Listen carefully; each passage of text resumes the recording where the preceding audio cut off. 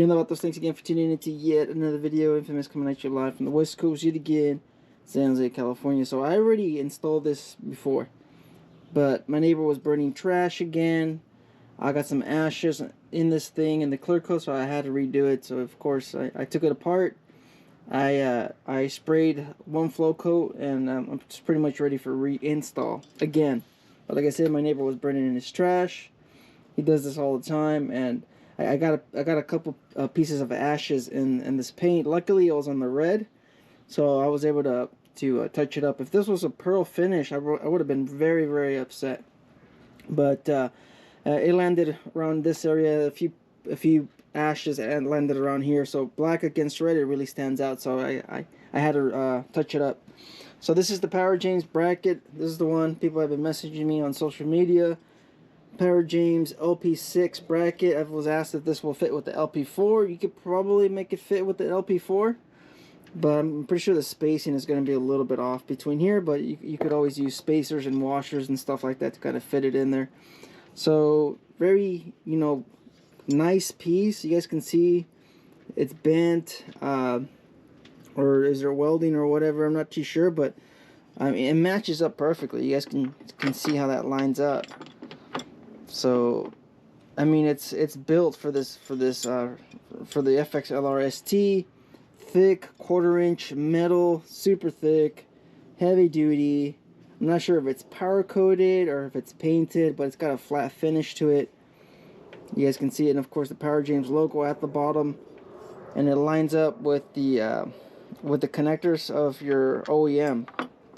So I tried trimming the edges so I could fit it underneath on the other side, but the bolts for the LP6, they just don't really fit. I think what we could do is trim off the mounting locations for these screws on this side. You could trim it down because it's about 1/4 inch, and maybe that will allow us to fit the LP6 on underneath, if you guys want that recessed look.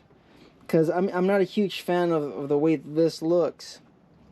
I'm not a huge fan how much the LP6 sticks out, but like I mentioned in the videos, you get the benefit of the full LP6, the wide, the outer lighting of the light.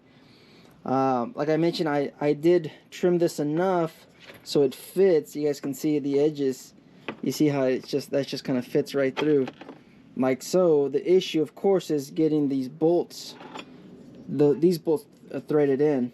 Like I said, this is a video so you guys can see how this LP6 bracket gets installed. So let's go ahead and grab my Phillips before the battery dies.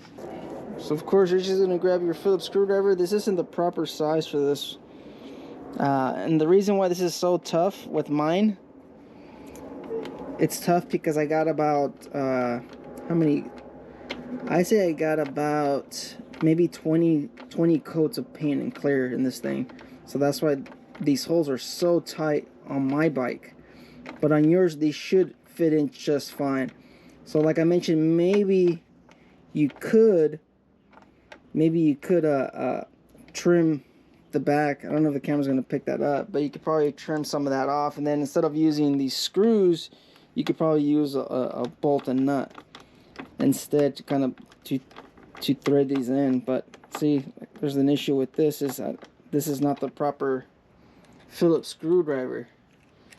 I have one where it fits a lot better. Alright, so that's pretty much it. Then of course you grab your LP6. I mean, that's pretty much it. That's it. You just do these 3 bolts, the LP6 bracket, then you grab your light. It's a lot easier to do it this way off the bike, like I said. And then you mount the light and the outer fairing all one piece. Then you just bolt that in there like so. Should have showed you guys the bracket itself, and then of course you could always adjust it. You guys can see, just put your bolts in. You really don't need 2. With just 2 bolts, this thing locks in tight. And of course you have a little bit of adjustability, just a little bit. You guys can see how much you could tilt it. I typically run this pointing down. You guys see the eyelids I have here. This is just so I don't blind oncoming traffic, because these are 180 These are 180 lights, so and they're extremely bright, so that's why I put these little eyelids so I'm not blinding oncoming traffic. And this has helped out quite a bit. I've noticed a big difference when I'm riding at night and there's oncoming traffic. I've noticed a significant difference by just putting these little eyelets on the LP6. But that's pretty much it. Simple as that. I'm gonna go ahead and try to modify the fairing.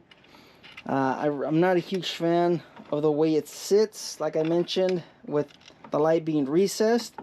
So I'm going to try to modify the light. I'll have to switch over to a bolt and a screw, a bolt and a nut, so I could trim off some of that on the inside and see maybe that will help with mounting this. And you guys could get a better look at the bracket itself. It's well machined. You can see the spacing right here, the spacing right here, the cutout, so you don't have to modify your fairing like you do with the other one, with the recessed one, the one that mounts directly to the bracket. I'll also have a link for that in the video description if that's the one you want, if that's the one you want instead of this one. This one's 50 bucks. It's a good deal. Well machined piece, you know, it fits perfectly. You don't have to modify the fairing. The only reason why I modified this part, of course, is because I was trying to see if I could mount it on the underside of the fairing. But you don't have to modify it with this. You don't have to cut your fairing. You don't have to modify. Once you cut your fairing for the recessed one, you can't use this anymore. So, and you can't use, of course, your OEM light. So if you do decide to sell this bike and you want to keep your LP6, once you know, cut that out, you're not going to be able to use it.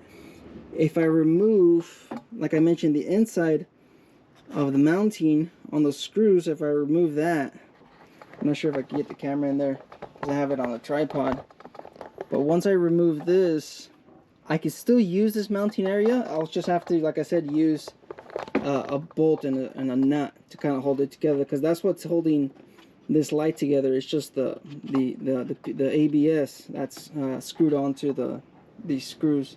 So that's pretty much it. Of course, that's how you install it. Pretty straightforward. No modifying of the fairing, which is a plus. If you know, in case you don't want to trim or cut. And then of course you also get the benefit of the lighting on the outside lighting on your LP6. So if you want the full functionality of your LP6, then you want this sticking out by that much, and it sticks out, you know, by a significant amount. I say about 1 inch or 3/4, which, like I said, I'm not a big fan. So what I'm going to try to do today is I'm going to trim the inside, and then I'll probably film it.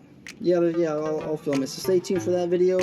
Check out the videos, the playlist, the ST Roadster playlist, in case you guys want to check that out. So life's a risk. Thanks for tuning in. Get out there and ride. Later.